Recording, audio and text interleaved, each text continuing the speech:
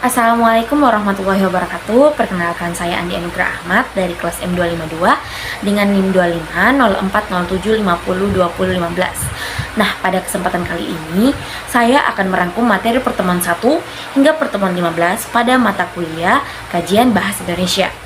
Pada pertemuan 1, kami belajar yang namanya fonologi. Fonologi adalah cabang linguistik yang mempelajari bunyi bahasa. Ada dua cabang fonologi. Yang pertama adalah fonetik, yaitu bunyi sebagai fisis, dan fonemik atau fonologi sebagai pembeda makna.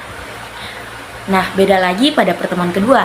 Pertemuan kedua, kami belajar yang namanya klasifikasi bunyi, yaitu vokal dan konsonan. Vokal adalah bunyi tanpa hambatan seperti A, I, U, E, dan O.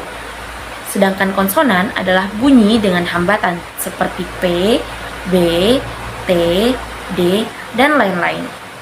Nah, klasifikasi berdasarkan tempat dan cara artikulasinya. Nah, pada pertemuan ketiga kami belajar klasifikasi bunyi. Nah, di klasifikasi bunyi kali ini kami belajar mengenai pengenalan tabel IPA atau International Phonetic Alphabet. Nah, contoh klasifikasinya yaitu seperti P, bilabial, hambat, dan tak bersuara. Selanjutnya, pada pertemuan keempat, kami belajar unsur suprasegmental. Unsur yang melampaui segmental atau biasa disebut dengan fonem vokal dan konsonan. Nah, hal ini meliputi tekanan, nada, durasi, dan jeda. Contohnya, kotor tanpa tekanan. Berbeda lagi dengan kotor dengan tekanan di akhir. Keduanya memiliki makna yang berbeda. Nah, pada pertemuan keempat kita belajar yang namanya unsur suprasegmental. Pada pertemuan kelima kita belajar yang namanya fonem. Fonem adalah satuan bunyi terkecil yang membedakan suatu makna. Nah, hal ini dapat diuji dengan contoh kata, yaitu kata pasar dan kata basar. Lalu pada pertemuan ke-6 kita belajar yang namanya alofon. Alofon adalah satuan bunyi terkecil yang tidak membedakan makna. Jadi, fonem dan alofon adalah hal yang berbalik. Jika fonem membedakan suatu makna, maka alofon tidak membedakan suatu makna dari sebuah bunyi. Nah, selanjutnya adalah pertemuan ke-7. Pertemuan ke-7 adalah latihan dan penerapan fonologi, yaitu identifikasi fonem dan alofon dalam kata bahasa Indonesia. Kita di sini belajar menganalisis kesalahan fonologi yang sederhana. Selanjutnya pada pertemuan 8 kami melaksanakan ujian tengah semester.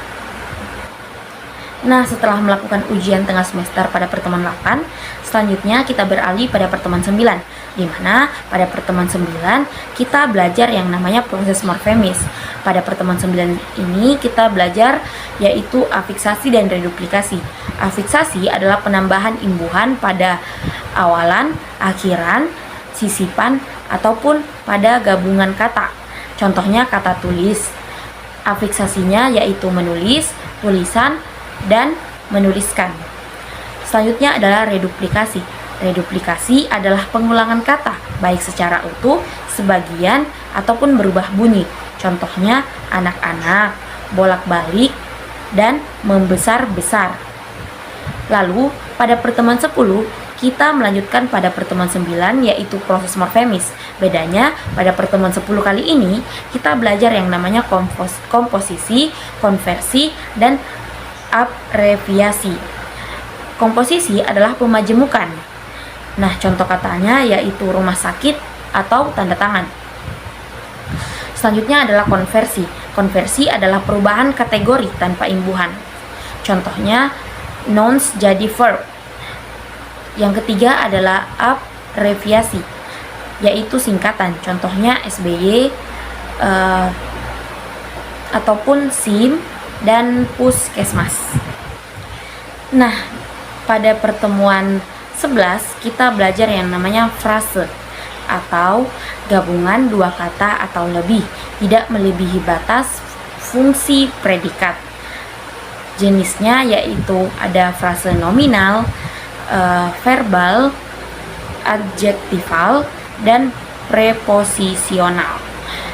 Lalu pada pertemuan ke-12 kita belajar klausa, yaitu satuan gramatikal berpredikat.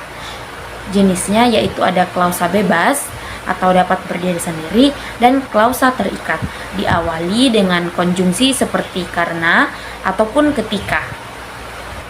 Nah, pada pertemuan ke-13 kita belajar yang namanya kalimat. Kalimat adalah gabungan dari klausa bebas, intonasi final, dan tanda baca.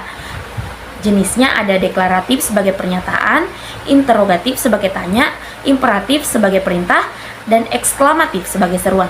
Contohnya, dia membaca buku sebagai deklaratif atau pernyataan, baca buku sebagai imperatif atau perintah.